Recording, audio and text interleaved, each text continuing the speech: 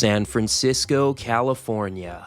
An absolutely beautiful city exemplified by its geography, architecture, and history, San Francisco sure is a one-of-a-kind place. The city might be known nowadays for some less than ideal things, but the truth is, at its core, San Francisco is a forward-thinking, beautiful blend of cultures that come together in a stunning location. Geology has always been at the forefront of San Francisco's story, from its status as the port city of the California Gold Rush to the infamous 1906 Great San Francisco earthquake. It's no secret that earthquakes are a big thing here, as the Bay Area experiences an average of 5,000 earthquakes per year, averaging out to an earthquake every 1.7 hours. Of course, most of these are too small to be felt, but several have been highly damaging in the past, and there will be highly damaging earthquakes in the future. Geologists estimate a 63% chance of a deadly magnitude 6.7 or stronger earthquake to strike the Bay Area within the next 10 years. These stats are great and all, but have you ever wondered why earthquakes are such a danger to San Francisco? In this episode of Solomon's Outdoor Adventures, we're going to answer that and more as we dive deep into the complex geology of San Francisco and the Bay Area's earthquakes and fault lines. This is episode 2 of Geology of San Francisco, and in the last episode, we learned all about the rocks and natural resources of the area. If you haven't seen that episode yet, you can check it out here. Otherwise, sit back, relax, and buckle up as we learn all about the complex seismicity of the Bay Area. Let's do it! When you think of California geology, the San Andreas Fault is probably one of the first things you think of. And with good reason. It's arguably the most influential structure to California's geology today, both physically and culturally. What's more, the San Andreas Fault runs right under the San Francisco Bay Area, and not only is it responsible for causing damaging earthquakes, it's also responsible for uplifting all of the mountains in the Bay Area. When we discussed the Bay Area Big Four, we talked largely about the main rock units that compose the region, and while these units were accreted to the edge of the continent and formed the basement of San Francisco, they were never above sea level until very recently, geologically speaking, and the fact that they're even above sea level now is all the San Andreas' fault. Let's talk all about the San Andreas Fault and how it shaped and continues to shape the land around SF. For starters, the San Andreas Fault is a roughly 750-mile-long right lateral strike-slip fault that runs from Bombay Beach near the Salton Sea north to Cape Mendocino near Eureka.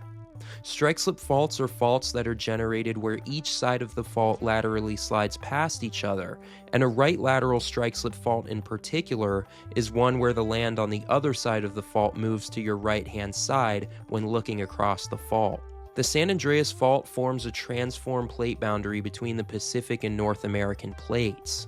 A transform plate boundary exists where two tectonic plates slide past each other, rather than converging into or diverging away from one another.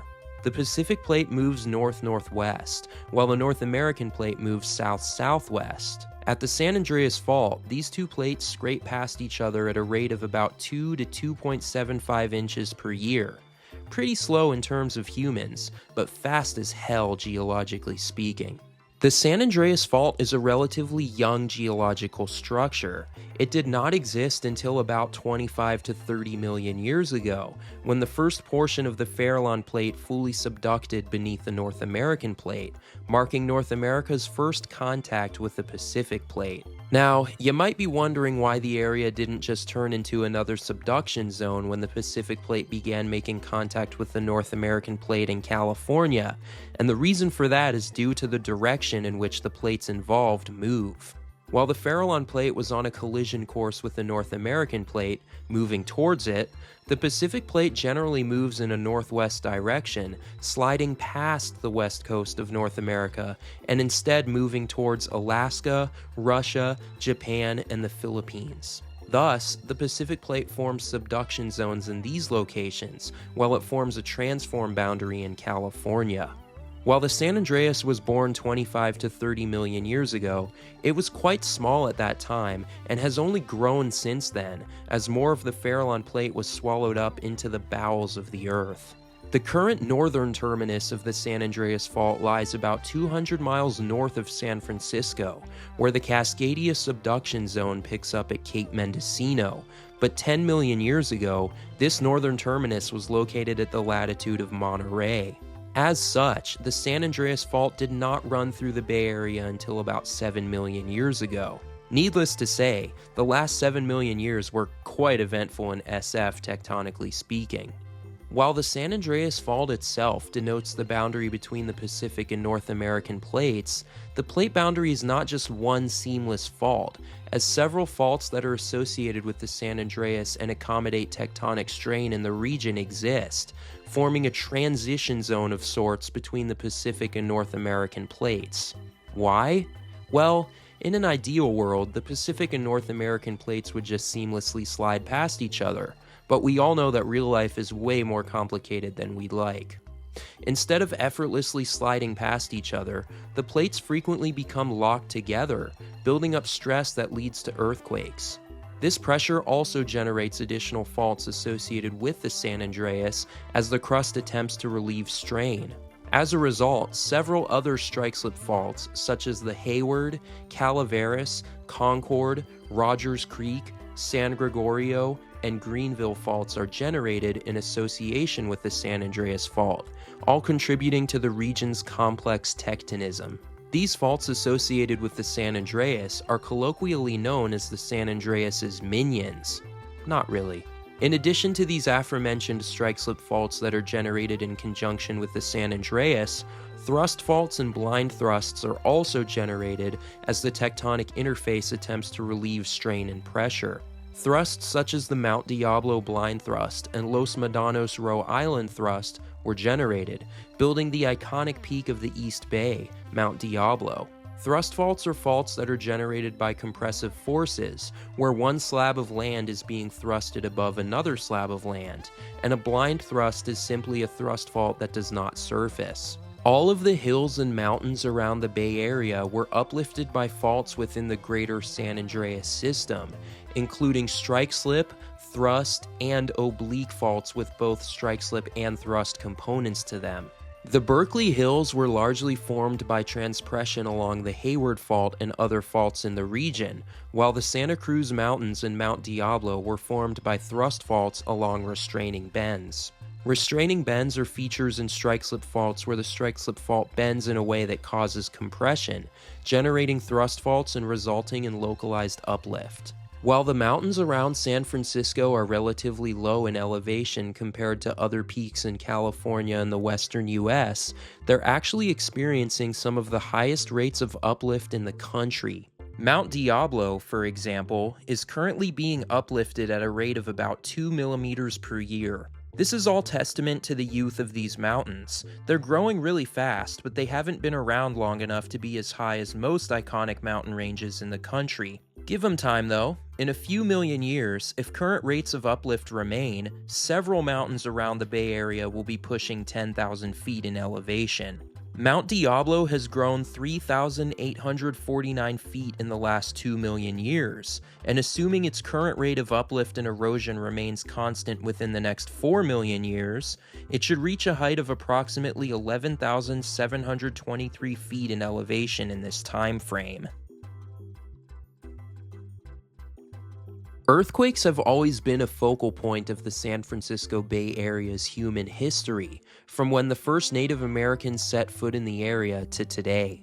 The Ohlone tribe of the Bay Area believed that Makaweks, a giant sea being, had the ability to cause earthquakes, not too dissimilar to the Greek god Poseidon. The Miwok tribe, on the other hand, believed that supernatural beings existed within the earth and that they had the power to generate earthquakes. Today, we explain earthquakes in a scientific sense, but cultures from all around the world have their own unique interpretations of these natural phenomena, like the two aforementioned native tribes in the Bay Area. In terms of tectonics, an earthquake is a sudden release of pent-up energy on a fault line that manifests itself as strong and violent shaking of the ground.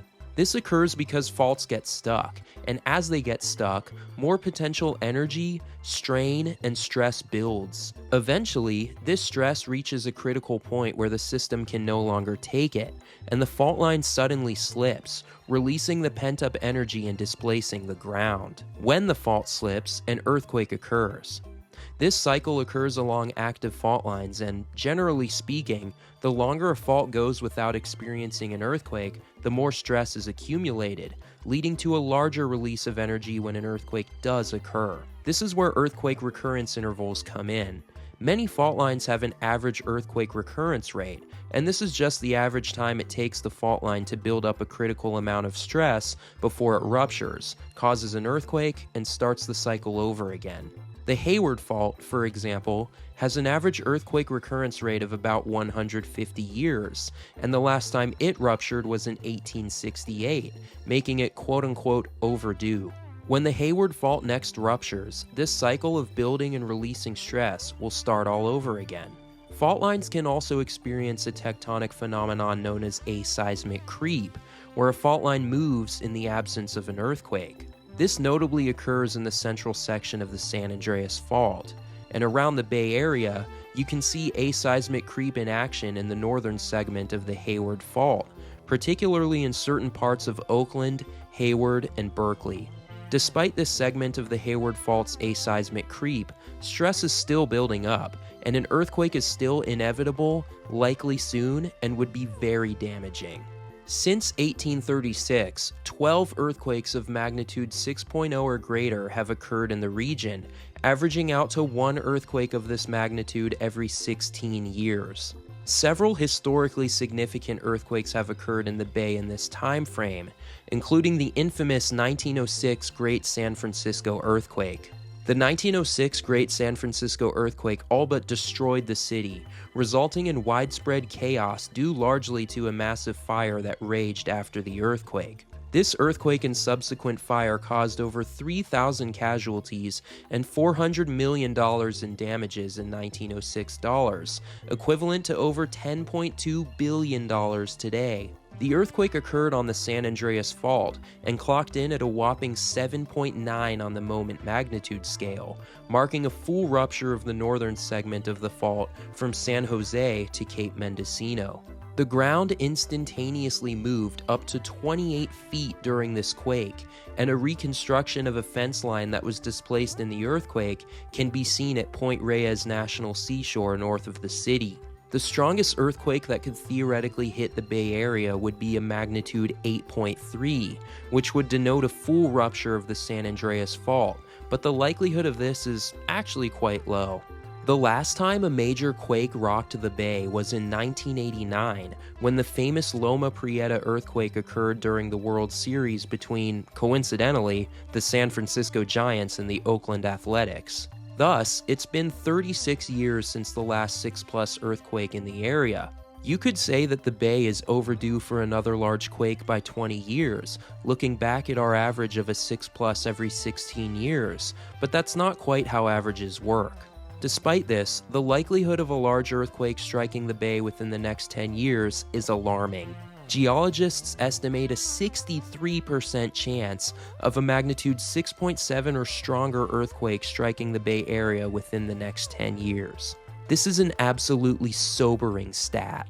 The most likely fault to rupture is perhaps the most dangerous, the Hayward Fault. Let's get some boots on the ground to the Hayward Fault itself to discuss this deadly fault that runs beneath the East Bay. I am currently in Oakland, California, standing directly on the Hayward Fault. Take a look. So this unassuming looking crack on the ground on 39th Avenue here in Oakland, California is the Hayward Fault. And it is probably one of the most dangerous fault lines in the greater San Francisco Bay Area. The Hayward Fault has a 31.7% chance of producing a magnitude 6.7 or greater earthquake within the next 10 years. So this little guy here, this little crack in the ground, could produce a magnitude 6.7 earthquake. Crazy. The Hayward Fault is a part of the greater San Andreas system, and it is a right lateral strike-slip fault. What does that mean? That means as you look across the fault line, it moves to the right. So I'm looking across the fault line towards the west.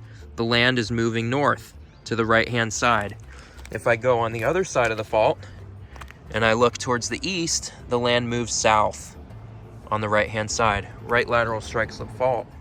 The Hayward Fault is so dangerous because it runs directly under the East Bay, putting over 2 million people in grave danger of extremely violent shaking, leading to deadly consequences. In the event of a magnitude 7.0 earthquake on the Hayward Fault with an epicenter in Oakland, the USGS estimates 800 casualties, 18,000 injuries, 27,500 people in need of rescue from being trapped in buildings or elevators, 77,000 households displaced, and up to 411,000 people newly homeless due to destruction from the earthquake. Liquefaction would also be a huge danger in the immediate aftermath of this earthquake, as much of the communities in the area are built on loosely consolidated sands and soils that are saturated in water from the bay.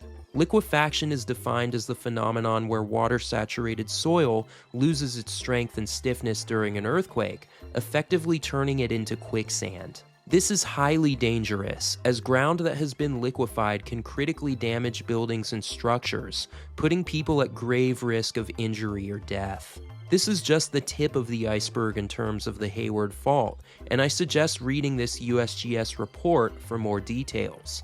Link in the description of the video.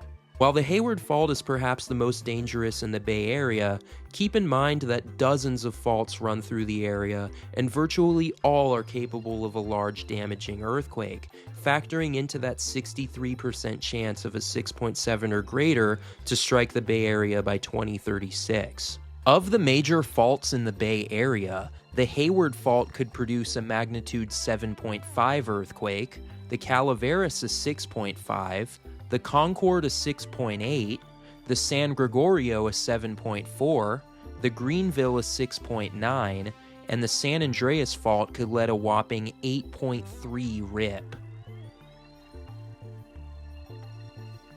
Though the high probability of a damaging earthquake in the region within the near future may sound quite daunting, there are several things that you can do to protect and save yourself and others before, during, and after an earthquake. First things first, putting together a bug-out kit and a plan of action for when the quake strikes is critical. Stockpile food, water, a first aid kit, warm blankets, and other important survival items, and keep them in a secure location until the earthquake hits. I would also recommend keeping a pair of shoes near your bed. In the event of a powerful earthquake like what will hit the Hayward Fault, broken glass can really be an issue, so keeping an extra pair of shoes nearby could be critical. Luckily, due to the wonderful thing that we call modern technology, in the immediate seconds before the earthquake hits, everyone will receive an alarm on their phone or personal devices. It may sound something like this. Earthquake. Drop, cover, hold on, shaking expected. You will receive this warning due to a combination of different organizations working together to keep people safe. Anyways, once you hear this alarm, drop, cover, and hold on. Drop down, covering your head and neck. Find a sturdy article of furniture like a desk or table, ideally away from a window or an area with precariously balanced objects, and hold on to the article of furniture you've elected to shelter under. It's important to stay in this protected position and to hold on until the shaking is over, which, in the Bay Area, could be upwards of a minute. Luckily, due to strict seismic code in the state of California, the house, apartment, office building, or other structure you're in probably won't collapse. Even the Golden Gate Bridge could withstand an earthquake as strong as magnitude 8, which likely won't occur in the Bay Area anyways. With that being said, water, gas, electricity, and other utility lines will likely be damaged or severed, and this could be the case for months. Fires could rage throughout the city, so be careful for that too. This is why it's important to put a bug-out kit together. You should be prepared to live off of the grid for at least 3 weeks, as it could take that long for aid to come your way, and possibly even longer. It would likely take months to years to completely rebuild the infrastructure after a major quake in the region, especially a full rip of the Hayward Fault. If you want a more in-depth guide on how to survive an earthquake, I recommend reading this article from the California Academy of Sciences. I'll link it in the description of this video. San Francisco is a beautiful city with world-class geology and an interesting geologic history. The Earth is alive and well here, as several active faults associated with the plate boundary between the North American and Pacific plates run through the region, actively building the landscape and causing earthquakes while doing so. If you haven't already, please consider liking and commenting on the video if you've enjoyed it, as well as subscribing to my YouTube channel, as it really helps me to get more content like this out to y'all. Thanks for watching, and as always, peace!